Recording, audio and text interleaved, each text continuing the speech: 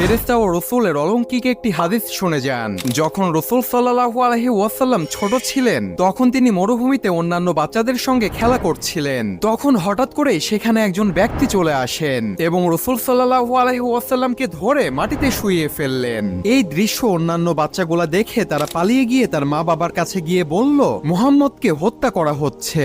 আর এইদিকে সেই ব্যক্তি রাসূলকে ধরে তার বুক কেটে ফেললেন এবং তার বুক থেকে হৃদয় বের করলেন এবং হৃদয় থেকে একটি কালো অংশ বের করে ফেলে দিলেন আর বললেন, এটা ছিল শয়তানের একটি অংশ যা আমি তোমার হৃদয় থেকে ফেলে দিলাম।